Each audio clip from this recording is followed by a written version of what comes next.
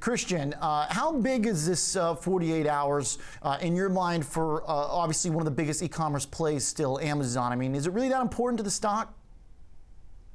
It really is. July typically is the lowest month of the year for retail sales, and Amazon has gone on to really make it one of their better performing months in terms of retail sales. Remember, last year's Prime Day was actually their biggest shopping day they'd ever had, bigger than Black Friday or Cyber Monday from the previous year. So this will be a good type of sales to get in the books here in the middle of summer, and frankly, a lot of other retailers benefit as well.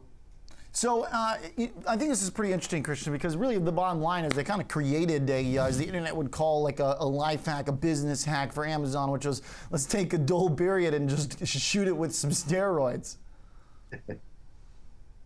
Yeah, that's right. They were, disruptive in the way they decided to approach this. I mean, somebody came to a traditional retailer like Macy's or Walmart and said, here's the big idea. We're going to create a sale in the middle of summer, the worst time for retail, and we're going to own it so much so that we're going to do maybe $5 billion of sales the third year it hits the marketplace. But that's what happened. And now you see all of these traditional retailers who supposedly know the industry much better than Amazon hopping on. So this is another example of online retail not only being ahead of the game from a technology standpoint, but ahead of the game from really a marketing standpoint.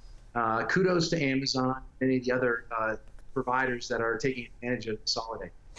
So Christian, let's talk about the fund, what's going on. I buy at about $51. Last year it had the high of 54 before getting ramped up in the Q4 sell-off. Now Amazon has been really charging forward, and you guys, the iBuy fund is beating the SPY, has yet to set new highs for itself though. Tell me what's going on. Yeah, so I think that the new highs are really waiting for one thing. I think that's the China trade deal.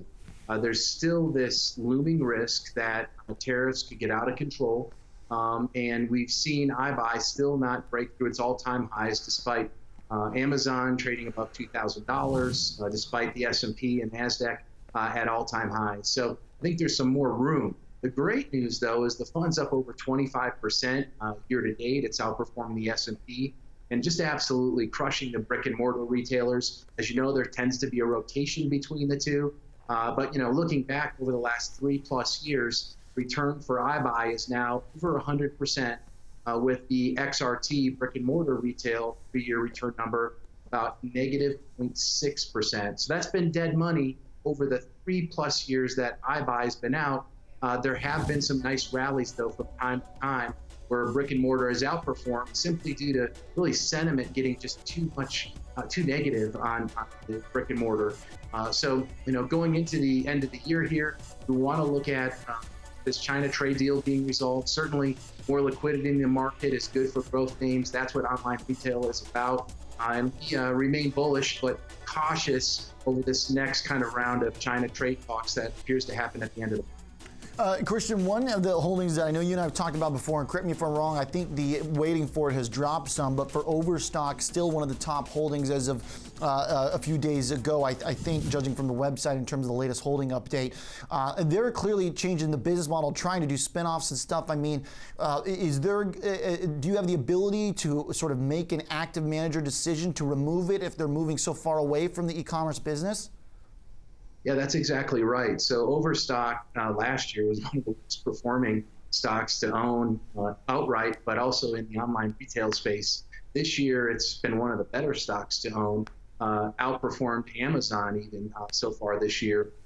If the Overstock doesn't qualify, remember the criteria is a company has to have 70% or more of their revenue from online or virtual sales. And Overstock right now is trying to sell their e-commerce business and go entirely to a crypto focus. Once that happens, they would be removed from the portfolio because they don't qualify. So Overstock, it's been a nice company to have in iBuy this year. They're one of 13 companies that have actually outperformed Amazon this year that we hold. But as soon as they change their business focus, they won't be held in the online market yet. I see.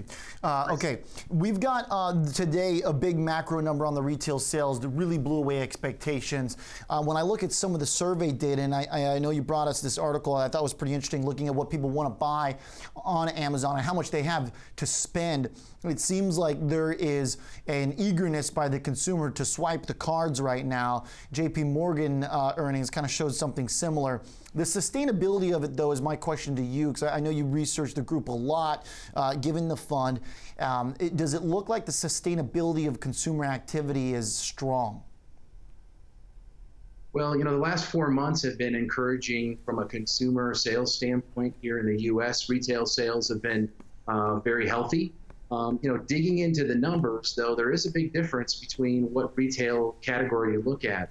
So we tend to look at the non-store retailers, which essentially are online retailers. There's some catalog companies in there as well. But that number this month is up 10% year to date. So non-store sales have grown 10% in 2019 through June, according to the report out today.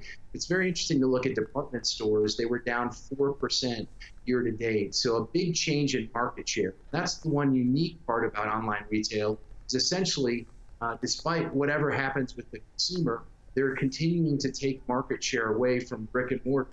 In addition, if the consumer does slow down, most surveys show that consumers believe online retail provides better pricing power, better price discovery, and that should be a positive in a challenging market environment should consumer spending start to slow.